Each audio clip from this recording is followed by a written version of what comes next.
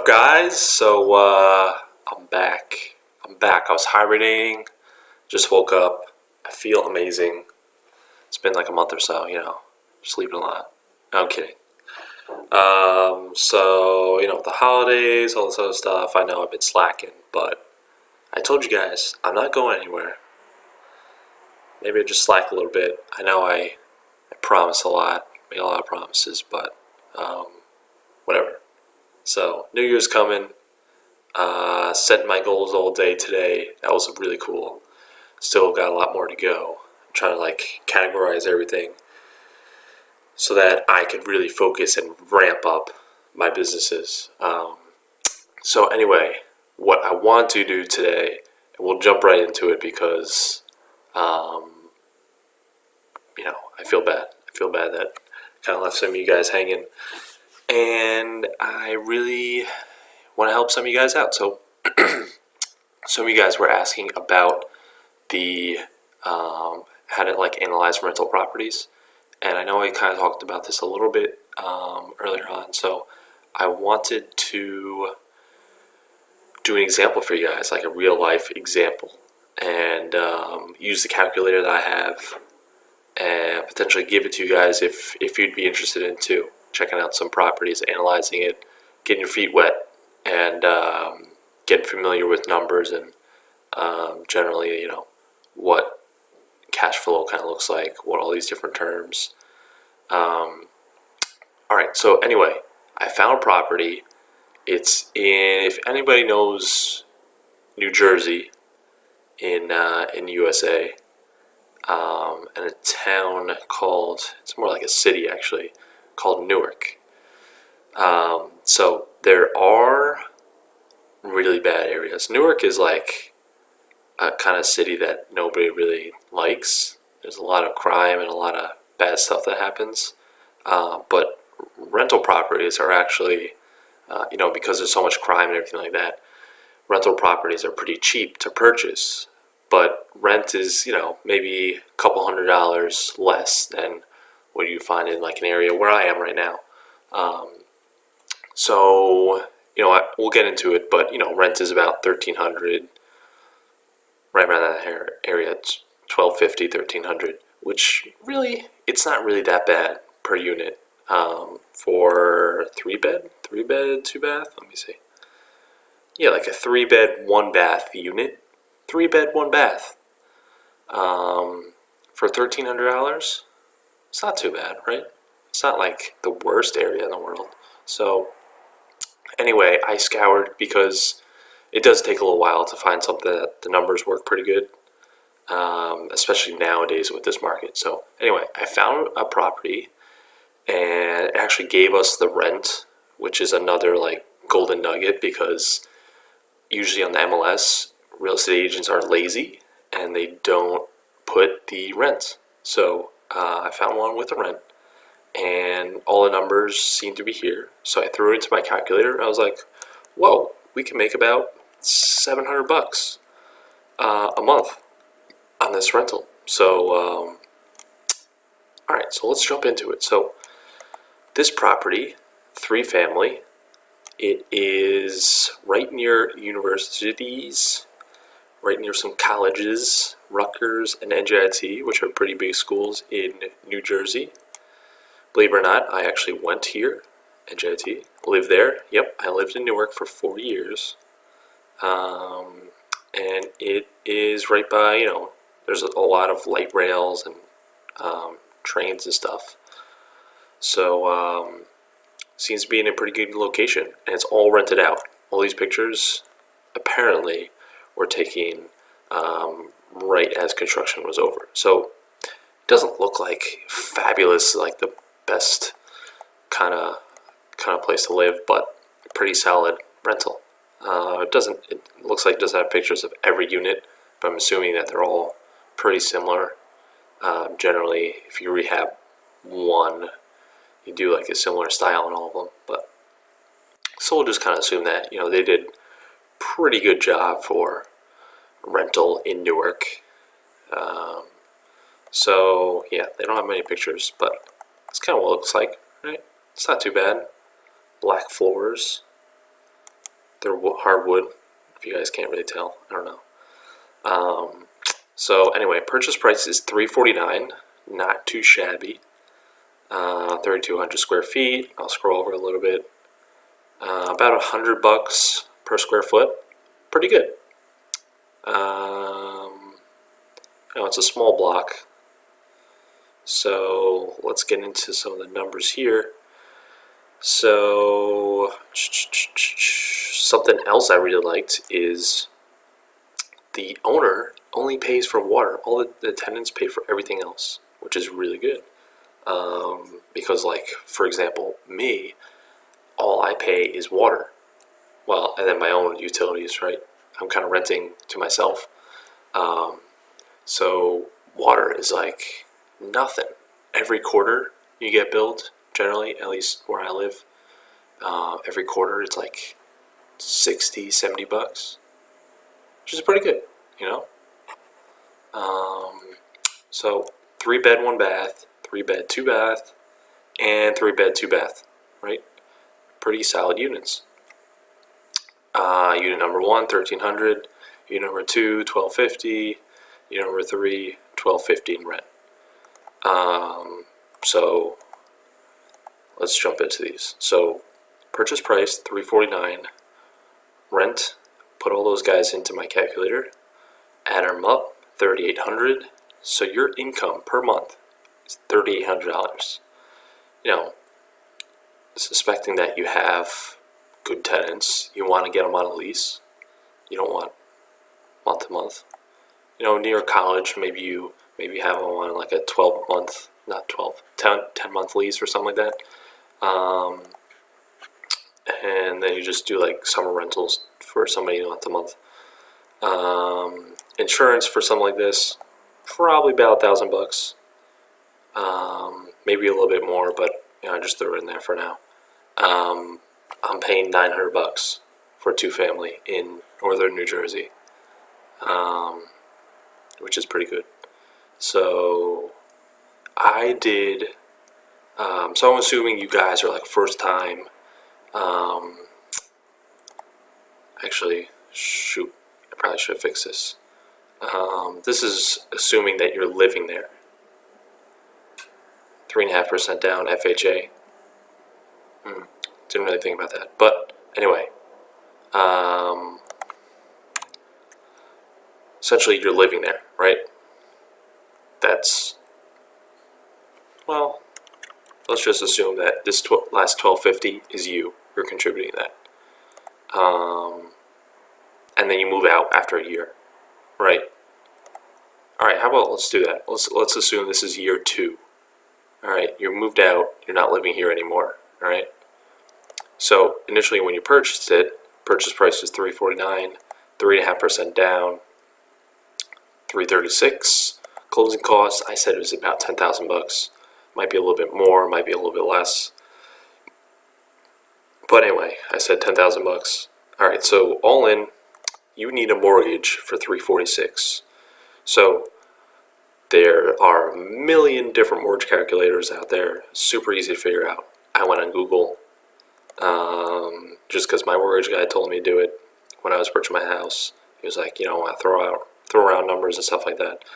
So FHA, first mortgage, you'll probably get something that's pretty decent.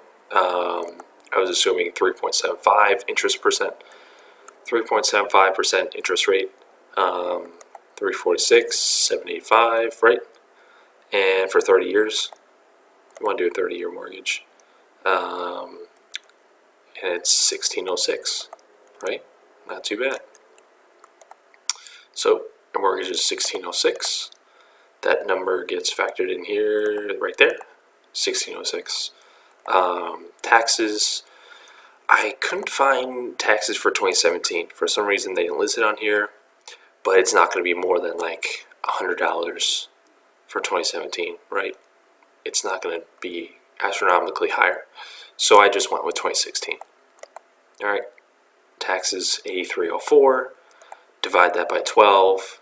You're paying just shy of $700 in taxes a month. Insurance, that is this guy. mortgage insurance premium. Actually, I should have that factored in because you're doing FHA, right? So you have, when you do an FHA, you have something called a mortgage insurance premium, which is like an insurance policy that banks take out. Unfortunately, you have to pay for it until you knock off about 22%. Once you get 22%, you refinance into a standard mortgage. It's really not that big of a deal if you're renting it out. If you're buying a house, single family on your own, I wouldn't really recommend it. Like if I go out next year when I go out and buy my own house, not going to do an FHA. I don't think I can anyway. Anyway, so monthly it's about $250, something like that. But if you factor it in, it's not that big of a deal. So mortgage insurance and normal home insurance, about $300, $330. So here is something very important that everybody needs to include. Vacancy. You need to account for vacancy and repairs. Say furnace goes out, you need to be saving money for when that happens. Or hot water boiler, hot water heater. You need to be saving that each month for that fund. Same thing with vacancy. Somebody moves out and you can't rent it. You got to be able to cover the mortgage with this little nest egg here. So each month you need to save about $190, which on average is 5%. Now for Newark, it might be a little bit higher. It probably is, to be honest. It might be closer to 10%. And you can look that up. You can ask a real estate agent. A good agent will know the vacancy percent per month. Per month? Yeah, whatever.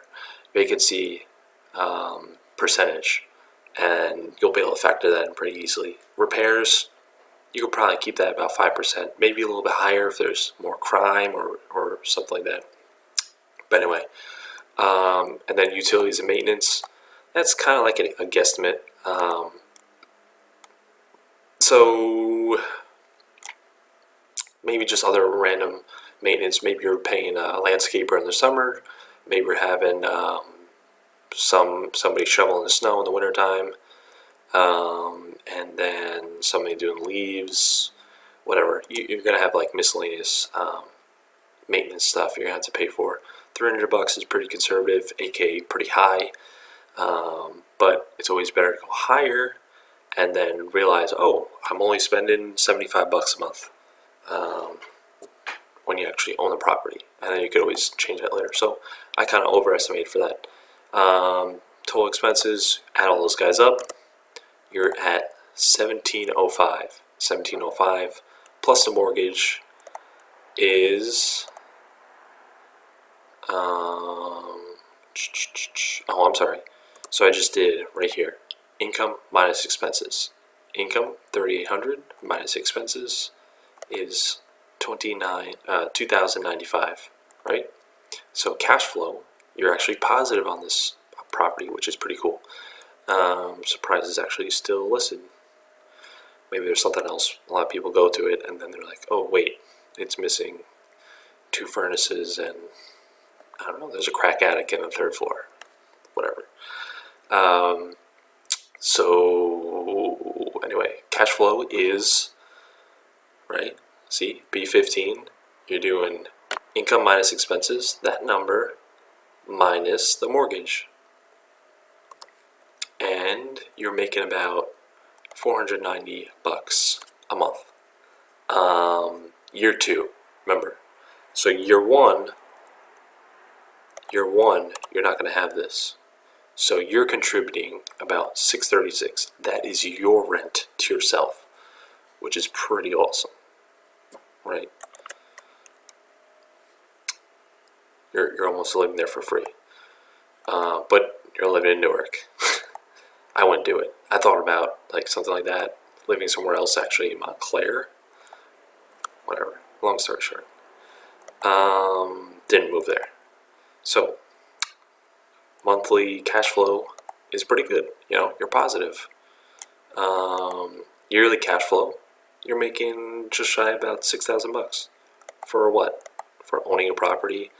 For like these days, you don't even have to sign checks for the mortgage company.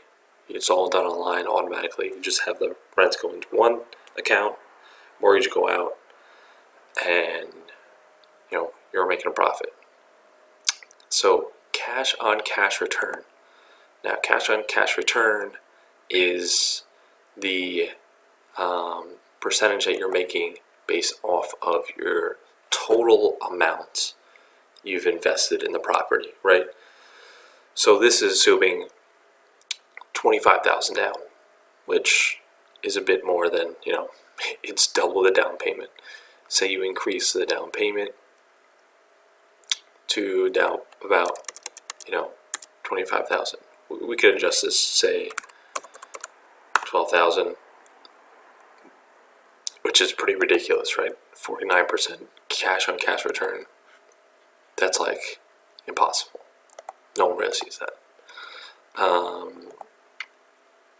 Cap rate at, I'm sorry, I didn't adjust this. 349. Cap rate. Okay, so cap rate is based on the actual value. So it's kind of like your down payment over the value of the house, right? What is it? Something like this. Cap rate 3.48. So this is another number you could ask your agent for, and based off of all of your numbers, you can take this number, compare it against the one they give you, and see if it's a pretty good deal. That's another way to analyze it as well. And then what's this guy? Net operating income. So net operating income at $3,800 per month.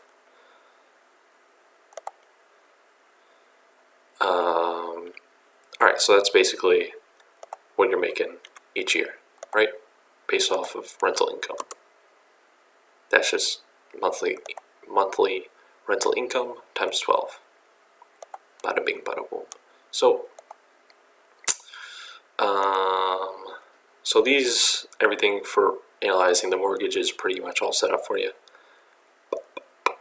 This is assuming a 3.5% down. Like I said, assuming this is your first home purchase and you're living in it yourself. You're taking up one of the units, and yeah, closing costs, I'm saying about $10,000. So you guys can adjust this however you want, but it's a pretty quick and easy way to analyze a property. And then once you start doing it, you'll be able to see, like right away, oh man, like that looks like a really good deal. Let me just throw it in, and you're like, oh wow, it's even better than I thought. Like I was able to find this property pretty quick because I saw 349.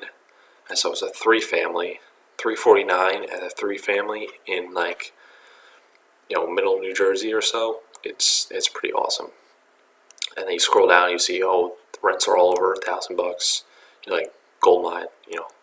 It's pretty solid. So assuming that they didn't reassess it after they did the oh, you know what? It was renovated in 2010. So it was probably reassessed after that point. So this might be accurate. A little bit higher based off 2017. So anyway, so I wanted to do this really quick video, aka it's probably been 15 minutes, I don't know, showing you guys how to analyze a rental property. So if you guys like this video, you want to see other things that are similar to this, other types of analysis, or just different ways of checking out rental properties or flipping properties, maybe I could build another calculator on wholesaling properties. Buying a really crappy house at like a super cheap price, estimating the rehab costs and stuff like that, closing costs, attorney fees, all that kind of stuff. Let me know. Throw a comment down below. And you know what? If I get 5 likes on this video, just 5, then I will post a link to this calculator in the comments. So once I see 5 likes, that's it. I have like 100 subscribers. So once I see 5 likes, then I will give you guys the link to this, and then you guys can go to town and let me know how you're doing. And if you'd like, shoot me a message or something, and we can analyze any other properties that you guys have. Anywhere in the country, anywhere in the world, really, as long as I can figure out the currency kind of easily and estimate some other numbers. So if you guys want me to check out a property, let me know.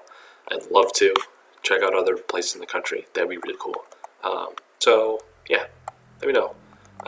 But anyway, this is one of many more to come. So catch you later.